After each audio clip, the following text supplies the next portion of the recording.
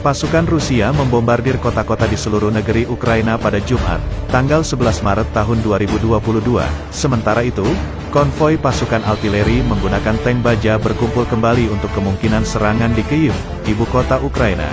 Hasil citra satelit menunjukkan pasukan darat Rusia itu menembakkan artileri saat mereka mendekati ibu kota.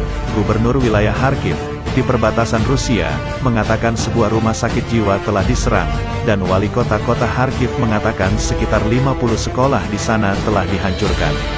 Reuters melaporkan, Rusia juga melakukan serangan udara lebih dalam ke Ukraina Barat, jauh dari medan perang di utara, timur dan selatan tempat pertempuran darat berkecamuk, di kota selatan Mariupol yang terkepung.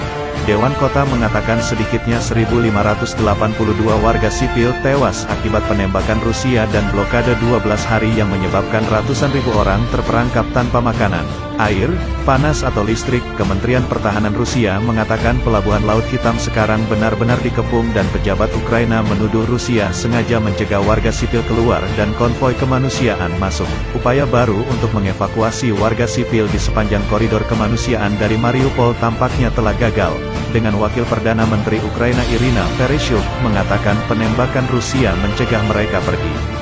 Situasinya kritis, kata penasihat Kementerian Dalam Negeri Ukraina Vadim Denisenko. Sementara itu, negara-negara barat mengambil lebih banyak langkah ekonomi untuk mencoba memaksa Presiden Rusia Vladimir Putin untuk mengakhiri serangannya.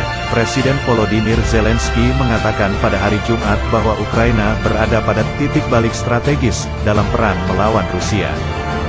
Dikutip dari Aljazeera.com, Rusia memperluas serangannya di Ukraina, menyerang kota-kota di barat dan tengah negara itu untuk pertama kalinya. Rusia telah memperluas serangannya di Ukraina, menyerang kota-kota di barat dan tengah negara itu. Pihak berwenang melaporkan situasi kemanusiaan yang mengerikan di kota pelabuhan Mariupol Selatan yang terkepung dan kota timur Kharkiv di tengah pemboman Rusia yang intens. Sebuah konvoi Rusia menyebar di dekat ibu kota Kyiv sebagai tanda kemungkinan serangan yang akan segera terjadi. Sementara itu, Ukraina memperingatkan Belarus mungkin siap untuk menyerang negaranya, dan PBB mengatakan tidak ada bukti untuk mendukung klaim Rusia bahwa Ukraina memiliki program senjata biologis. Beberapa ledakan dilaporkan terjadi di wilayah barat Ukraina yang belum pernah diserang oleh pasukan Rusia sejak awal invasi pada tanggal 24 Februari. Serangan Rusia menghantam Lviv, dan lapangan udara di Luz dan Ivano-Frankivsk. 1 orang tewas setelah 3 rudal menghantam pusat kota Dnipro, yang telah menjadi tempat berlindung yang relatif aman bagi para pengungsi dan pusat koordinasi kemanusiaan sejak awal invasi Rusia. Konvoi militer Rusia yang mendekati Kyiv tampaknya telah dibubarkan dan dipindahkan. Menurut perusahaan pencitraan satelit Maxar, meningkatkan kekhawatiran akan serangan baru di ibu kota Ukraina. Seorang pejabat pertahanan AS mengatakan pasukan Rusia telah bergerak 5 km, 3,1 mil, lebih dekat ke Kyiv, membawa mereka ke hanya 14 km, 9 mil, dari pusat kota. Chernihiv, sebelah utara Kyiv, tampaknya dikepung oleh pasukan Rusia.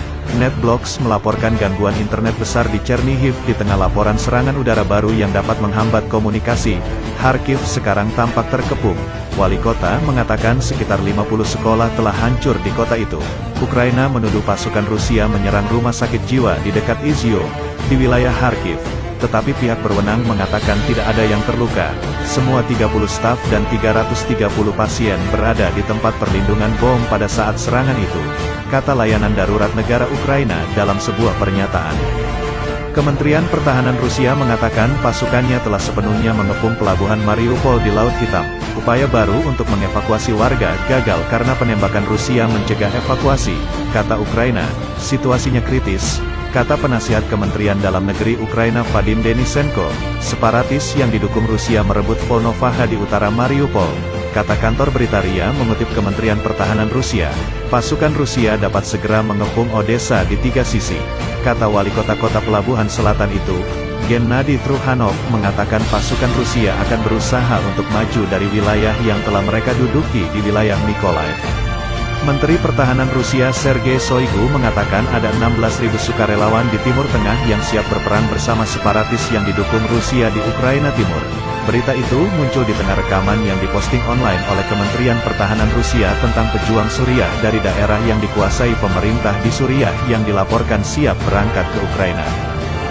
Kyiv mengatakan Belarus mungkin berencana untuk menyerang untuk mendukung pasukan Rusia, karena militer Ukraina menuduh pesawat Rusia menembaki desa-desa perbatasan Belarusia dari ruang udara Ukraina untuk memberikan dalih untuk melakukan serangan. Ini adalah provokasi, tujuannya adalah untuk melibatkan Angkatan Bersenjata Republik Belarus dalam perang dengan Ukraina.